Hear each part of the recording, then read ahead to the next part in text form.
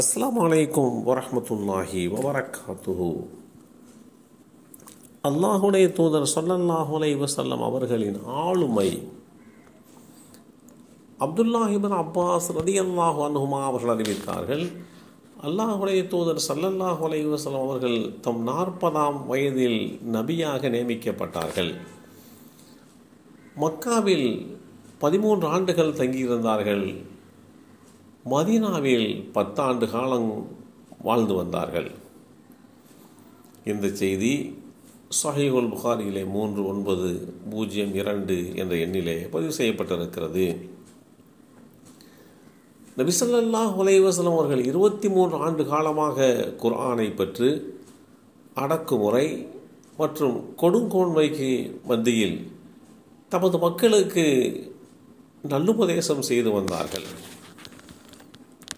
அவர்களது தோழர்கள் உடல் ரீதியாகவும் உணர்ச்சி ரீதியாகவும் பல கொடுமைகளை சந்தித்து மக்காவில் உள்ள தங்கள் வீடுகளை விட்டு வெளியேற்றப்பட்டு மதீனாவுக்கு குடிபெயர்ந்தனர்.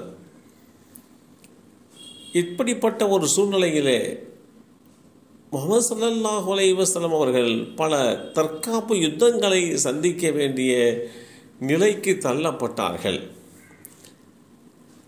இறுதியாக பல யுத்தங்களுக்கு பின்பாக மீண்டும் புனிதமான மக்காவுக்கு வருகை தந்து புனிதமான காபாவிலே அவர்கள் வணக்க வழிபாடுகள் செய்தார்கள்.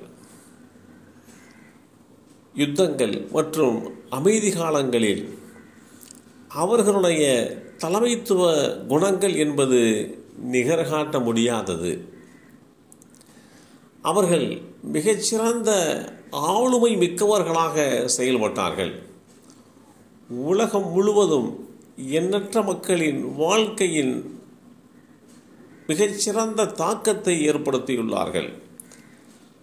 இராணுவ மற்றும் பொது முடிவுகளுக்கு அவர்கள் எப்போதும் தமது தோழர்களோடு கலந்து ஆலோசித்து ஒருமித்த கருத்து அடிப்படையில் அவர்களுடைய ஆலோசனைகளை பெற்று திடமாக செயல்பட்டார்கள். வேதவரை குர்ஆனிலே அல்லாஹ் அவர்களை குறித்து எடுத்துரைக்கக்கூடிய செய்திகளில் ஒன்று, ஒரு தூதரையும் அல்லாஹ் அனுப்பி வைத்திருக்கிறான். அந்த தூதர் அல்லாஹுடைய தெளிவான வசனங்களை உங்களுக்கு ஓதி காண்பித்து உங்களில் நம்பிக்கை கொண்டு நற்செயல்கள் செய்பவர்களை இருள்களில் இருந்து பிரகாசத்தின் பக்கம் கொண்டு வருகிறார்.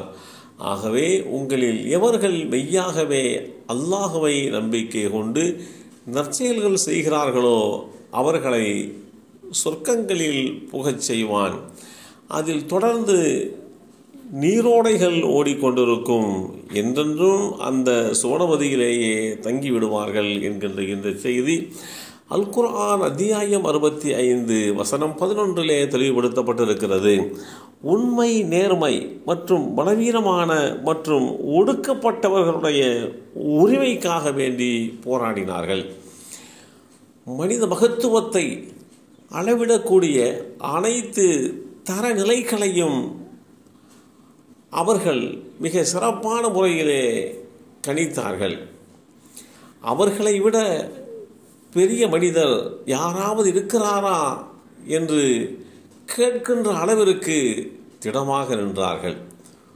ஒரு நிலையான இராணுவம் இல்லாமல், மெய்காப்பாளர் இல்லாமல், அரண்மனை இல்லாமல், நிலையான வருவாய் இல்லாமல் ஒரு சராசரியாக இந்த ஆளுமை தன்மையை உலகத்தில் நிரூபித்த பெருமை நபி ஸல்லல்லாஹு அலைஹி வஸல்லம் அவர்களை மாத்திரம்தான் சாரும். எந்த மனிதனுக்கும் இப்படிப்பட்ட ஒரு வாய்ப்பு வழங்கப்படவில்லை என்பதுதான் நிதர்சனமான உண்மை. உணவில் நிதானமாகவும், ஏழைகள், சக்தி வாய்ந்தவர்கள் மற்றும் பலவீனமானவர்கள் என அனைவரையும் சமமாக நடத்தினார்கள். அவர்களை பெற்ற அன்பிற்காகவும் அவர்களுடைய விஷயங்கள் அனைத்திற்காக வேண்டியும் மக்களால் அவர்கள் நேசிக்கப்பட்டார்கள் இதுவெல்லாம் அவர்களுடைய ஆளுமை தன்மைக்கு கிடைத்த நிகர்காட்ட முடியாத ஒன்று. எல்லாம் அல்ல அல்லாஹுடைய தூதர் ஸல்லல்லாஹு அலைஹி வஸல்லமுடைய வரலாற்றின் உண்மை யதார்த்த நிலைகளை புரிந்து கொள்கின்ற வாய்ப்பை நமக்கும் நம் சந்ததிகளுக்கும் வழங்கி அருள் புரிவானாக. அஸ்ஸலாமு அலைக்கும் வரஹ்மத்துல்லாஹி வபரகாத்துஹு.